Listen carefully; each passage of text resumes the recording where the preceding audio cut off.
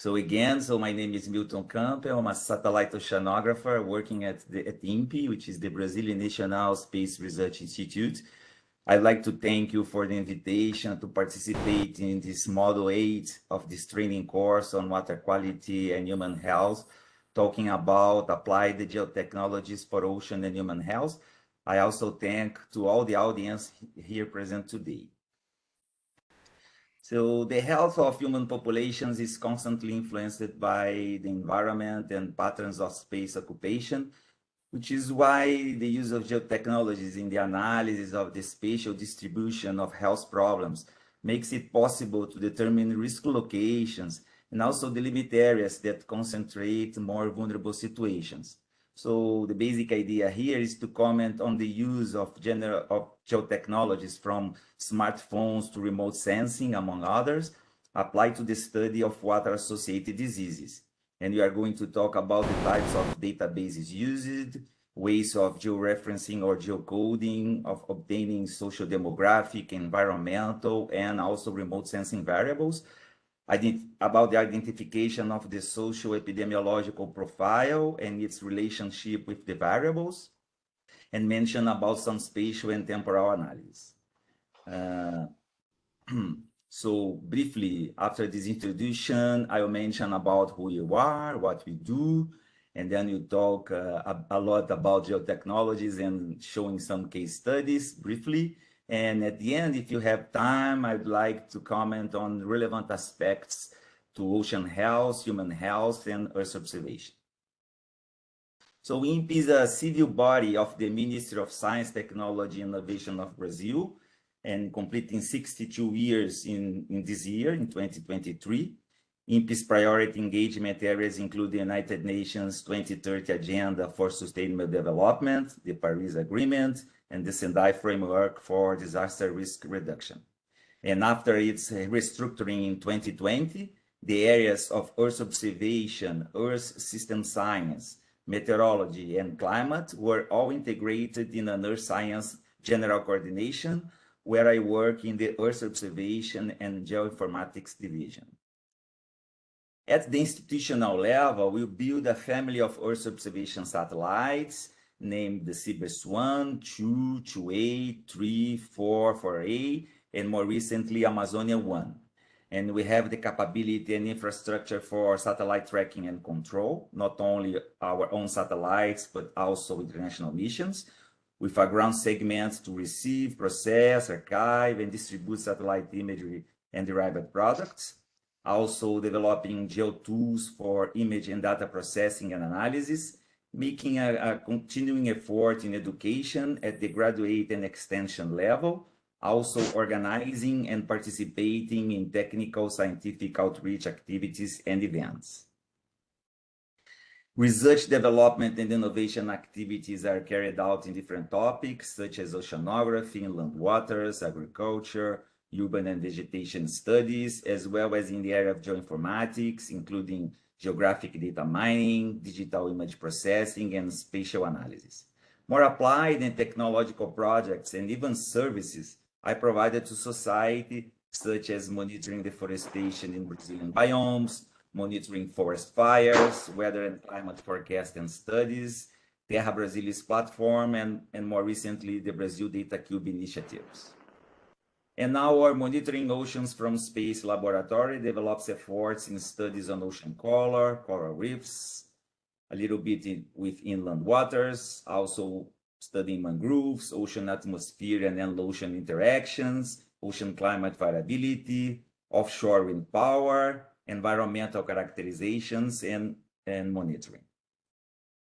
And our involvement with the area of spatial epidemiology or health geography was initially given by the invitation of the dear and esteemed Dr. Trevor Platt and Dr. Shubha Satyendranath to participate in a scoping meeting on the topic of reducing the risk to human health from water-associated diseases held in Abingdon last 2018, and which was organized under the auspices of the Blue Planet Initiative of the Intergovernmental Group on Earth Observations, GEO, with seed funding for the meeting from the Partnership of Observation of the Global Oceans, POGO, where I ran the advantages of having a network of committed specialists working on various aspects of the problem were recognized. And later, during a visit to the Plymouth Marine Laboratory, Dr. Trevor came up with the idea of proposing an initiative like the Onward, and taking the opportunity of an announcement of opportunity from the UK Research and Innovation as part of the Global Challenges Research Fund. We submitted a proposal which was approved in 2019. And you had some problem and delay before you could start the project. And without a doubt that our most sensitive issue was the loss of the outstanding, brilliant leadership of Dr. Trevor Platt. And without Shuba's strength and willingness to accept to take the lead as director of the Onward Network, and without the support of Nandini Mendon and all the members of the board, it would be difficult to be here today. So once again, I sincerely thank Shuba and everyone who supports us. So in the field of health, surveillance is related to the care practice and health promotions of citizens and mechanisms adopted for disease prevention. So in addition, it integrates different areas of knowledge and addresses different topics, such as policy and planning, territorialization, epidemiology, health disease process, living conditions and health status of population, environment and health, and work process. So from here, surveillance is basically distributed among epidemiological, environmental, sanitary, and workers' health. And what we can do in the context of health surveillance. So we believe that it is possible to develop efforts that can be useful, for example, to epidemiological surveillance, insofar as it recognizes the main notifiable diseases and investigates epidemics that occur in specific territories. And in addition, it acts in the control of these specific diseases. Environmental surveillance should be dedicated to interference of physical and social environments on health. So actions in this context have privilege, for example, the control of water quality for human consumption and the control of disease transmission vectors, such as insects and even rodents. So our intention, in addition to advancing scientific knowledge, training and qualifying human resources, is also to generate data, information, and products that can be used in strategic actions associated with health, environment, and climate change issues. You must have seen in other previous presentations that water-associated diseases may be or are caused by microorganisms, natural toxins, chemicals, pesticides, and even heavy metals disseminated or transmitted through water. So studies on these diseases need to encompass environmental, socioeconomic, demographic, and climatic aspects, such as, for example, hygienic sanitary conditions, access or lack of access to treated water, socioeconomic status, water recreational activities, climate, floods, and environmental disasters, among others.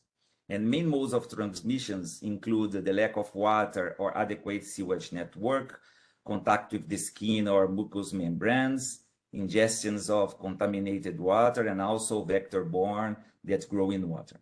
Some of these diseases are notifiable in Brazil. Our colleagues and our group have developed studies on hepatitis A, leptospirosis, schistosomiasis, malaria, dengue fever, among other diseases in Brazil. Today, we are not going to present any of these studies in deeper details, but we will be able to cite some examples of applications throughout that presentation. And of course, we will always be open for future clarifications in cases there are people interested in the studies. So wherever the disease of interest, it's important to know its transmission cycle. So for example, leptospirosis is a worldwide infectious disease with epidemic potential, especially after a heavy rainfall caused by a bacterium called Leptospira. Leptospira interrogans is pathogenic to humans and animals with more than 200 serologic variants or seroars. So humans usually acquire leptospirosis through direct contact with the urine of infected animals or a urine-contaminated environment. Human-to-human transmission occurs only very rarely. So according to the World Health Organization, more than 500,000 cases are reported each year for leptospirosis. It is an important zoonosis given its social and economic impact in terms of hospitalization costs and even lethality. The disease affects animals and humans, commonly leading to acute infection. And in urban areas, synanthropic rodents are the main natural reservoir of the disease's bacteria. So familiar animals, such as cats and dogs, may also be important reservoirs. Humankind is considered as an accidental and terminal host within the transmission chain of Leptospirosis. The incubation period can vary from 2 up to 30 days, from the infection to the appearance of the first symptoms, and in general, socioeconomic, environmental, and climatic factors must be taken into account, and they change in each environment over the time. Schistosomiasis is an acute and chronic parasitic disease caused by blood flukes, trematode worms of the genus Schistosoma. So estimates from the World Health Organization show that at least 250 million people required preventive treatment in 2021, and schistosomiasis transmissions has been reported from 78 countries. So people become infected when larval forms of the parasite released by freshwater snails, they penetrate the skin during contact with infested water. Transmission occurs when people suffering from schistosomiasis contaminate freshwater sources with feces or urine containing parasite eggs, which hatch in water. And in the body, the larvae develop into adult schistosomes. Adult worms live in the blood vessels where the females releases eggs. Some of the eggs are passed out of the body in the feces or urine to continue the parasite's life cycle. Others become trapped in body tissues, causing immune reactions and progressive damage to organs. Schistosomiasis is prevalent in tropical and subtropical areas, especially in poor communities without access to safe drinking water and adequate sanitation. It is estimated that at least 90% of those requiring treatment for schistosomiasis live in Africa.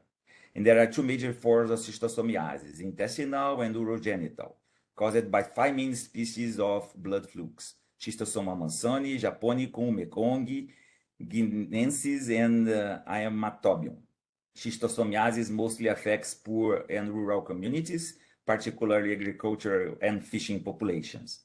Women doing domestic chores are infested in infested water, such as washing clothes, are also at risk. Migration to urban areas and population movements are introducing the disease to new areas nowadays. With the rise in ecotourism and travel to very remote areas, increasing numbers of tourists are contracting schistosomiasis. And hepatitis I is an inflammation of the liver caused by the hepatitis A virus, HAV.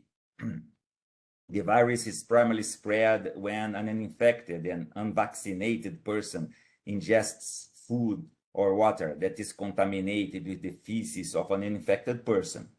This disease is closely associated with unsafe water or food, inadequate sanitation, and poor personal hygiene.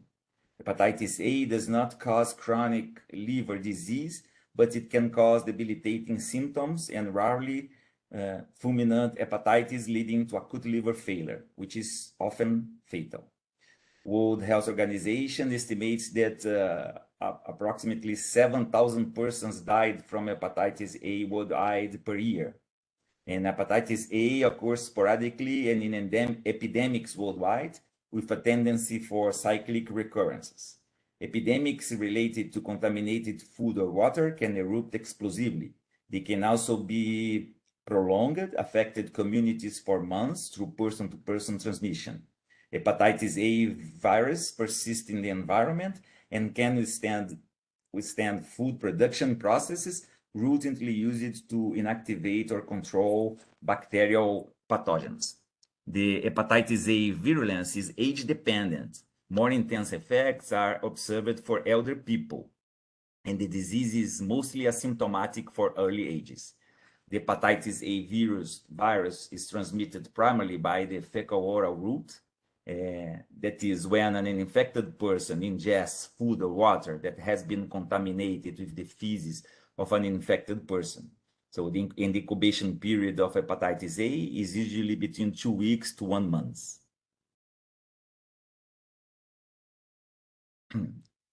A basic view shown here illustrates the relationships between the agents, such as virus, bacterium, etc., human vectors and hosts living in the same environment. So it is intended to use different methodological tools to help us study the transmission, habitat, and the environment through digital models. And this type of approach in the universe of geoinformation can be represented here in the forms of layers of different topics of interest, such as sanitation, drainage, houses, municipalities or other geopolitical borders, satellite and other types of images, among many others. So in this general flow chart that I will be repeating, showing during my presentation, we try to summarize, let's say, 4 major steps or bins of steps that can be employed in studies of water-associated diseases, actually other diseases as well, and based on geotechnologies, including remote sensing data, of course. So these groups would be related to the source of the data or databases, also data processing, data analysis, and spatial analysis. And it should be mentioned that some examples or reference come from Brazil. Sorry for that, but there are similar ones in other countries and regions and even globally. So let's consider that someone intends to carry out a study on some water-associated disease in a certain region. Here, as an example, we show the region of Cametá, which is located in the state of Pará, in the Amazon region of Brazil. So the objective was to collect in situ primary data, also to better learn and know about the reality of the situation and local conditions. So meetings with the community and local authorities should be held, biological or epidemiological sampling sites should be defined, some on-site laboratory analysis may be considered, and questions about the storage and transport of the samples should also be considered in a mission like this. It is very important to consider the collection of the geographic coordinates of the sampling points, and this can be obtained using GPS receivers or even smartphones and tablets that are even smartwatches as well, as you have nowadays. And other supporting information may or should also be used when available, such as regional and municipal maps, satellite images, indications of roads, streets, river limits, and among others. And it is recommended to consider the visualization of the geographic data during the field work itself. And the visualization of the sampling points can be superimposed on cartographic bases, such as maps or satellite images, for example. And common formats are GPS exchange and KML files. So someone might ask, do you need to be connected to the internet for the smartphone's GPS to work? So the answer is no.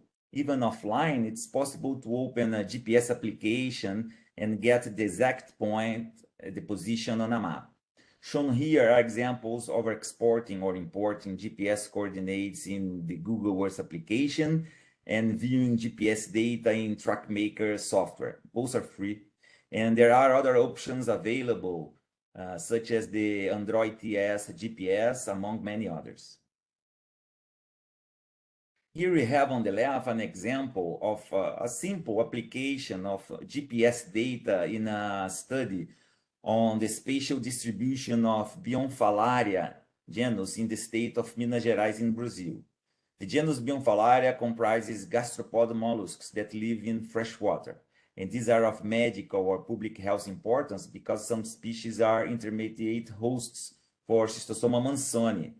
And on the right, another example of application of the use of smartphone data in a paper on Schistosoma mansoni infection and related knowledge among school children in an endemic area of Minas Gerais prior to educational actions. Tabulated or tabular data from different sources are also very much used. And here we see an example of a source of information available in Brazil at the national level through SINAM, which is the Notifiable Diseases Information System. DataSUS is the IT department of the Unified Health System in Brazil, and among many other things, they keep a web portal available on the internet. So data from health services are collected at the municipal and regional level in forms. These forms can be on paper or directly digitized on computers connected to internet. So we have a lot of issues with filling these forms indeed. Also, two applications are available from download, the TabNet and the TabWin. The TabNet is an epidemiological, socioeconomic, and demographic database, among other data, and the TabWin is a tool to manipulate, visualize, and even analyze the data. It is also possible to obtain global data from institutions such as the World Health Organization, and here showing an example on schistosomiasis, or from the same source but about malaria. So WHO, they have developed the malaria treat maps interface with maps, dashboards. You can download data and also have a lot of outreach and educational material. And similarly, data are made available by the World Bank. And here we have just an example showing some demographic data from the globe. Talking about tools or geo-tools, if you wish, EpiInfo is made available from Centers for Disease Control and Prevention in US, which is it is a public domain suite of interoperable software tools designed for the global community of public health practitioners and researchers. It provides for easy data entry form and database construction, so you can build your field form if you wish, a customized data entry experience and data analysis with epidemiological statistics, maps, and graphs for public health professionals or people which is interested who may lack an information technology background. So EpiInfo is used for outbreak investigations, for developing small to mid-sized disease surveillance systems, as analysis, visualization, and reporting components of larger systems, and in the continuing education in the science of epidemiology and public health analytic methods at schools of public health around the world. You can download it for free and is available for Windows, mobile platforms, and also for web and cloud computing. Now, let's say you have your tabular data on a digital basis and you want to represent, let's say, the real world from thematic data layers like the examples shown on this slide, as digital elevation models, satellite imagery representing different land uses and land covers, water bodies, your epidemiological health or biological data, etc. But you need to have all data georeferenced pixel by pixel. So programming languages like Python and geographic information systems like QGIS are very powerful tools for visualizing, processing, and analyzing different types of geographic data.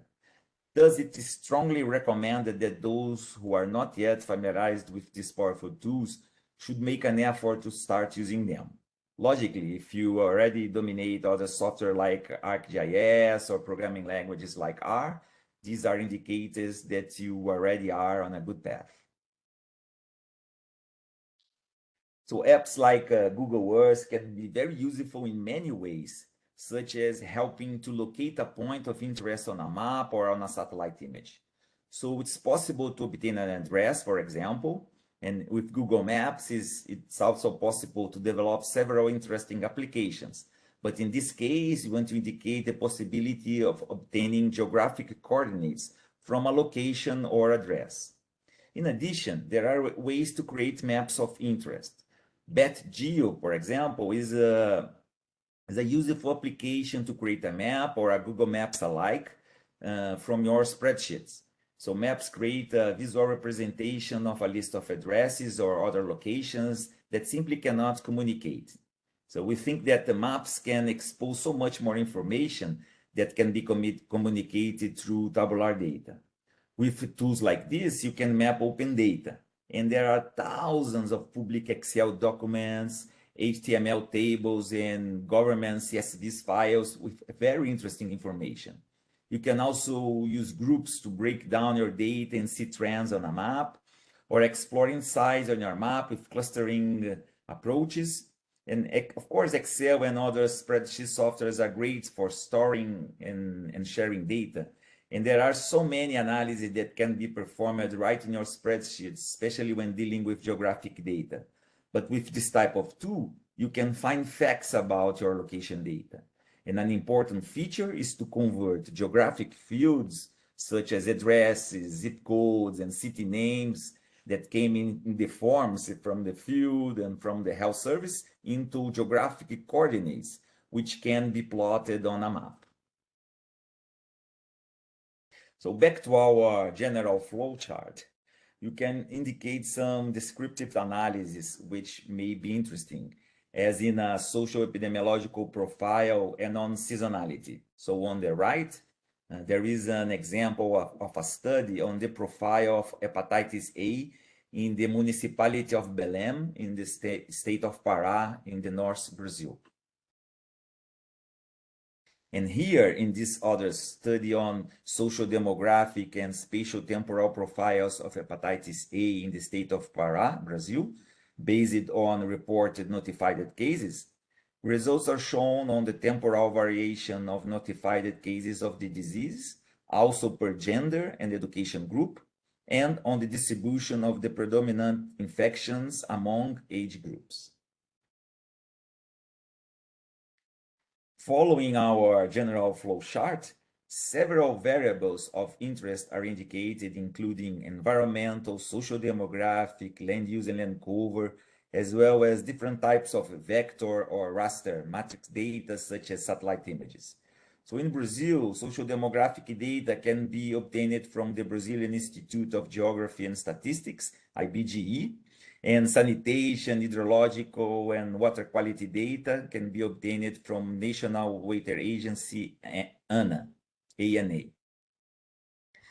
And satellite image can be obtained or acquired from many different sources, and I can mention a few of those, such as USGS in US for Landsat Archive, INPE in Brazil, of course, Earth data from NASA. If you go to ESA, Copernicus, you have a bunch of very nice, friendly accessing interfaces for direct download, Copernicus Open Access Hub, and you can also access Copernicus program and from Sentinel satellites data via the cloud during different tools that are available for free. And of course, you can also still get data from EUMETSAT, ISRO in India, JAXA in Japan, among others. Still talking about data sets of interest, WorldClim is a database of high spatial resolution global weather and climate data.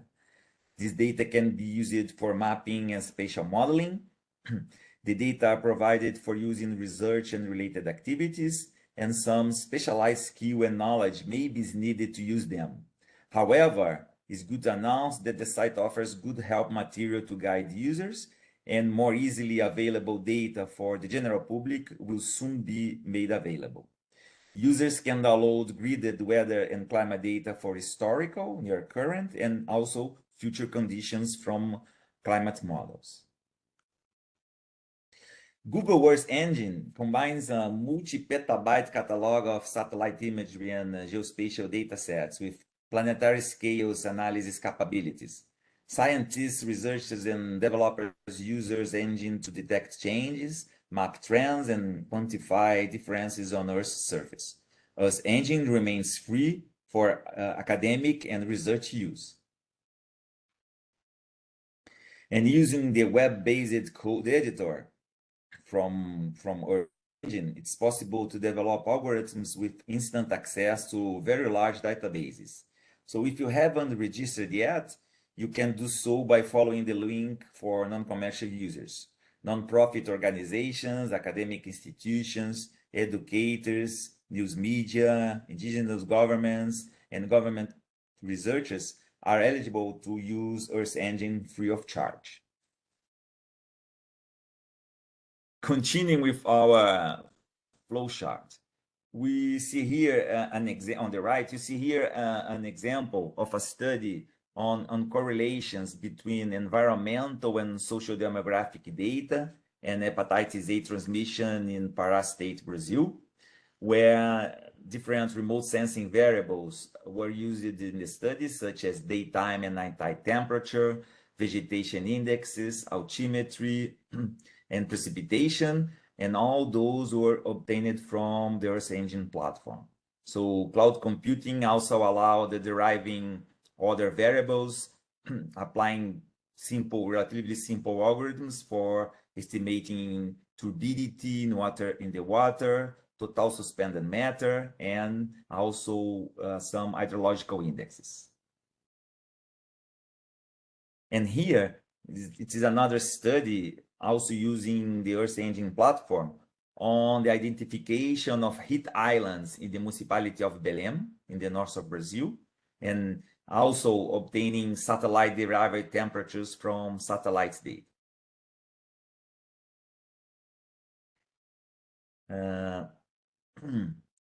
Next, we will briefly show examples of studies that developed the different spatial and temporal analysis, producing what you call chloroplet maps, risk maps, using interpolation and sometimes ecological models.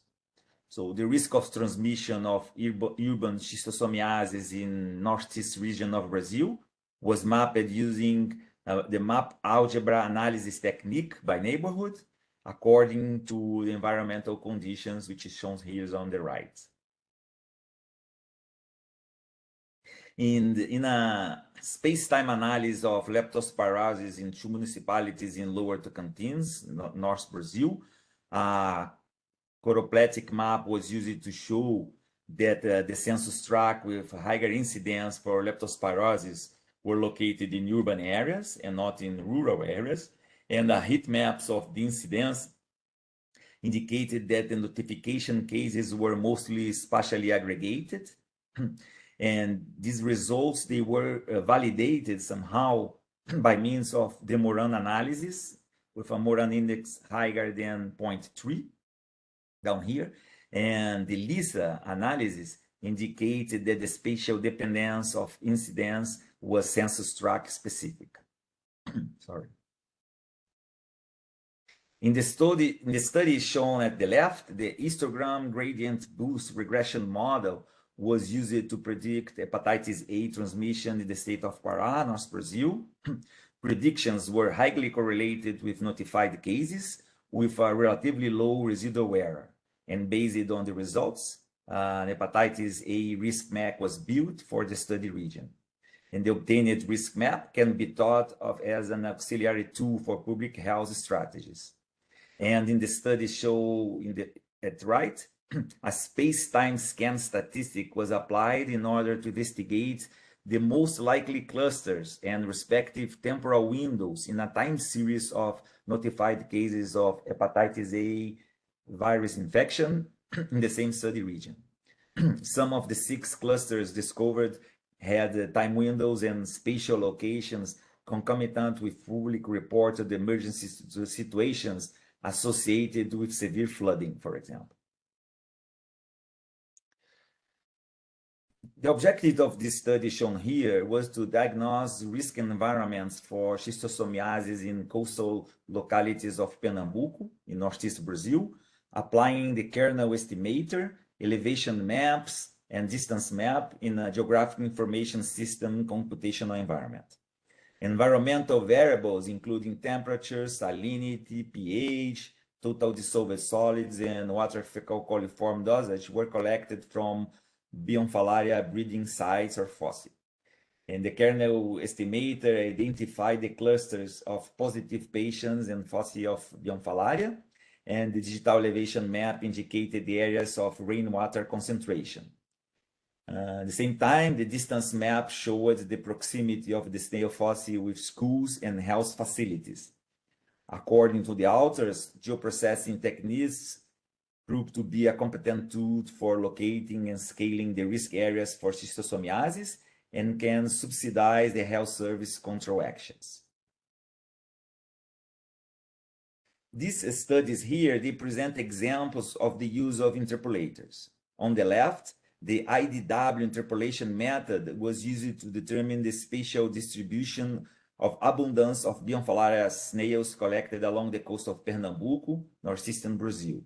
IDW means inverse distance weighting, which is a type of deterministic method for multivariate interpolation with a known scattered set of points. The assigned values to unknown points are calculated with a weighted average of the values available at the known points. And on the right, geostatistics is used to make inferences about the presence of the species of Bionfalaria glabata, Tenagophylla, and Straminia, which are intermediate hosts of Schistosoma mansoni at the São Francisco River Basin in Minas Gerais state, Brazil.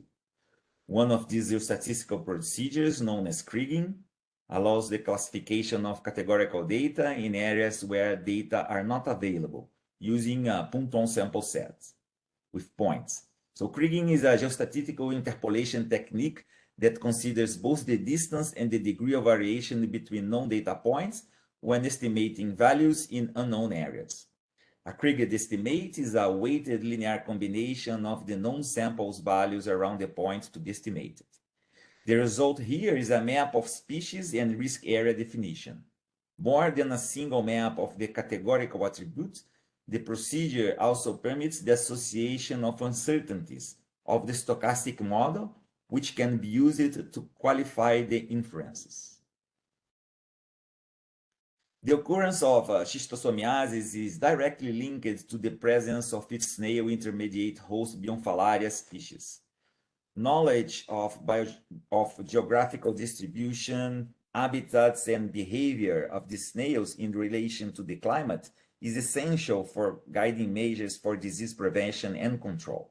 So this model distribution of Bionfalaria glabrata and Bionfalaria straminia in schistosomiasis non-endemic areas of the metropolitan region of Recife in the state of Pernambuco, northeast Brazil, were based on environmental data and estimates of snail distributions in endemic and neighboring areas. So kriging was used for determining the spatial distribution of these two snail species, and maximum entropy was used for modeling their ecological behavior. Now, the Middle Paranapanema region in the state of São Paulo, Brazil, is an area with high diversity for Bionfalaria species, with municipalities historically marked by cases of schistosomiasis transmission. Current distribution and future predicted distribution of habitats of Bionfalaria species, they were evaluated in this watershed region. The study encompassed 55 municipalities in the region, which were analyzed through the maximum entropy algorithm. Environmental data included the world climate, hydrosheds, topodata elevation models, and other malacological data. And for the future period, the GIM2-YES climate model was used.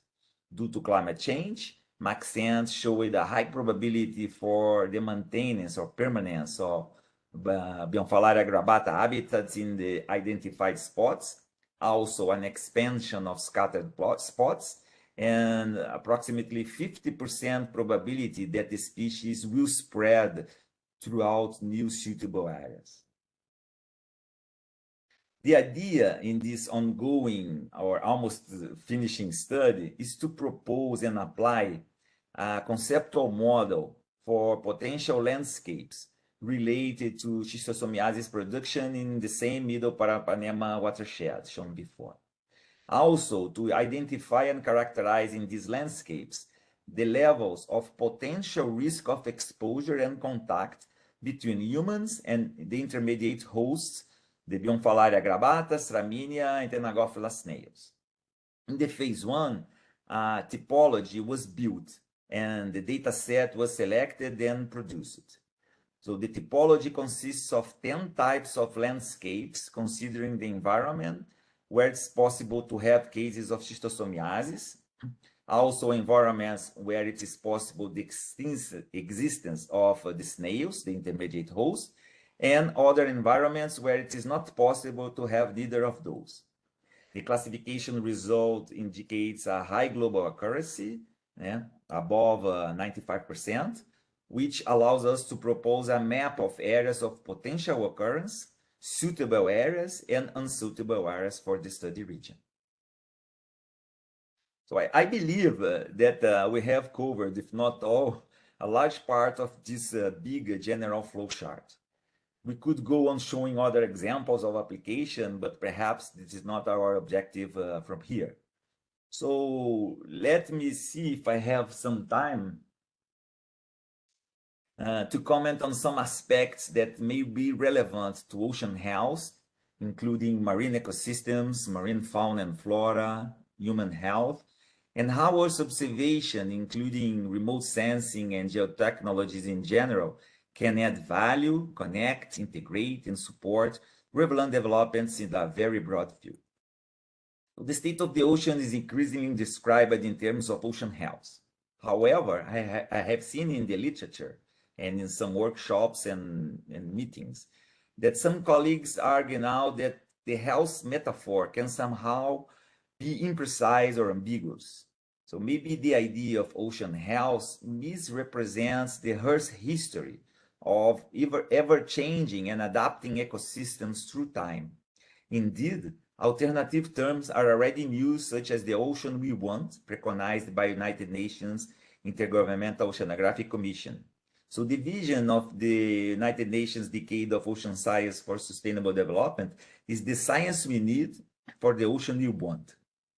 The Ocean Decade is a convening framework for diverse stakeholders to co-design and co-deliver solution-oriented research needed for a well-functioning ocean in support of the 2030 Agenda. Capacity development, ocean literacy, and the removal of barriers to full gender, generational, and geographic diversity are essential elements of the decade. The global ocean, which is considered here as an interconnected system of Earth's oceanic waters, play a central and positive role in human life, including through the climate system. Damage to the ocean is far-reaching in its effects in terms of productivity, species diversity, and resilience. Global ocean activities are putting population at risk. That are challenges, and they are not few. It's worth mentioning that it's important to understand and better manage the many aspects of oceanic sustainability, ranging from sustainable fisheries to ecosystem health to pollution. Another important challenge relates to the realization that the sustainable management of ocean resources requires collaboration across nation states and across the public, private, civil sectors, and on a scale that has not been achieved yet. A healthy ocean sustainably delivers a range of benefits to people now and in the future. We cannot have healthy people and a healthy planet without a healthy ocean. The pressures are intense, but recovery is possible. The ocean is critical for the global climate system and planetary health. It has absorbed 25% of all carbon dioxide emissions and captured 90% of the additional heat generated from greenhouse gas emissions, but is now warming and acidifying. So concern over the deterioration of the oceans has generated the demand for systems able to access ocean health globally and on observing systems delivering the data to support this assessment, which are now being developed. In parallel with public health systems, a system to assess ocean health should evaluate the occurrence and severity of a set of syndromes of concern through a series of indicators composed from a parsimonious set of ecosystem essential ocean variables delivered by a coherent and robust observing system. GOOS is focused on three key application areas: operational services, climate, and ocean health. It consists of a multitude of individual surface and space-based observing systems owned and operated by a plethora of national and international agencies with different funding lines, alliances, overall priorities, and management process. GEO is an intergovernmental partnership working to improve the availability, access, and use of open Earth observations to impact policy and decision-making in a wide range of sectors. In addition to over 70 work program activities and initiatives such as Blue Planet, MBON, GeoHealth, AquaWatch, that addresses global needs, coordination and knowledge gaps, the Geo community is building the Global Earth Observation System of Systems and has already made more than 400 million data and other information resources available via its GeoPortal. POGO seeks to expand international support for ocean observing through innovation of the ocean observing system, capacity development, and outreach advocacy. In support of GEO and as a spatial component of GEOS, CEOS developed the Virtual Constellation concept. A virtual constellation is a coordinated set of space and ground infrastructure from different partners that focus on the observation of a given parameter or set of parameters of their system, as for example, atmospheric composition, land surface imaging, ocean color radiometry, ocean surface topography, ocean surface vector wind, precipitation, and sea surface temperature. Now, the Copernicus program is the European Union's Earth observation program, looking at our planet and its environment for the ultimate benefit of all European and global citizens. The Copernicus Marine Services provides free, open, regular, and systematic reference information on the physical, sea ice, and biogeochemical ocean state, variability and dynamics across the global ocean and European regional seas. There is a wide suite of Earth observation products that can provide direct and indirect information considered useful for ocean health and public health communities, including climate and weather parameters, as for example, rain, temperature, wind, air quality, humidity, air pressure, also heat island effects on urban areas, storms, floods, and droughts, detection of algae blooms that are harmful to health, water quality, ocean color, sea surface height, temperature, salinity, land cover and land use, loss of biodiversity, among others. Next, you see a few examples of applications. So Aziz Anas and collaborators showed that phytoplankton emerged as the preferred host of environmental Vibrio cholera in a tropical lake and estuary in Kerala, India. And they proposed to use the quantitative relationship between phytoplankton and the risk of environmental cholera bacteria in the water, using chlorophyll concentration as the measure of phytoplankton biomass. Here in the left, the relationship between satellite chlorophyll and probability of finding environmental Vibrio cholera in brackish and freshwater regions in Vembanad Lake. And in the right is a representative satellite image of chlorophyll for 23rd February 2019. And on D here is the corresponding risk map of environmental Vibrio cholera incidence in the lake, generated from the relationship shown in the previous charts for the two parts of the lake. So on the right, Mahifani, Hakor, and collaborators presented a review on the potential use of remote sensing data for Vibrio cholera studies, indicated that remote sensing chlorophyll was correlated with cholera cases, habitat suitability, and density in oysters. And covariates investigated in addition to chlorophyll A included remotely sensed observations of sea surface temperature, sea surface height, precipitation, and field measurements of salinity, pH, bottom temperature, phyto and zooplankton biomass, river discharge, climate indices, and socioeconomic status. So anyone interested in this subject can also visit the Vibrio Prediction Hub. And as already mentioned, the Open Network for Water-Related Diseases, ONWARD, is dedicated to developing a network of scientists and stakeholders sharing a common interest in better understanding of environmental controls on outbreaks of water-related diseases. The role of societal engagement in countering it and in forecasting, early warning, and risk mapping of water-associated diseases through the use of remote sensing, field observations, and mathematical modeling. More information can be found at this link, as well as if you're interested in joining for free. So please do that. GeoHealth is a Geo Earth Observation for Health project with the objective to characterize the environmental suitability and potential for spread of selected endemic and episodic vector-borne diseases in the Americas. This project develops prototype geospatial models on visceral leishmaniasis and Aedes aegypti-borne arboviruses, dengue, Zika, chikungunya, which have the potential for episodic spread from Latin America and the Caribbean and establishment in North America. Since 2011, unprecedented massive episodic strandings of floating holopelagic sargassum, which is a genus of a large brown floating algae, have been observed along the shorelines of the Gulf of Mexico, the Caribbean Sea, and the tropical Atlantic. Large influxes of floating sargassos in near-shore coastal areas and beaches can cause tremendous harm to marine life and coastal ecosystems, negatively impacting public health and disrupt coastal activities from tourism to fisheries, costing local communities some money. Despite these negative and harmful impacts, harvested sargassum may also provide raw materials for commercial use and presents opportunities for economic development, including agriculture, bioenergy, bioplastics, constructions, and cosmetic, among others.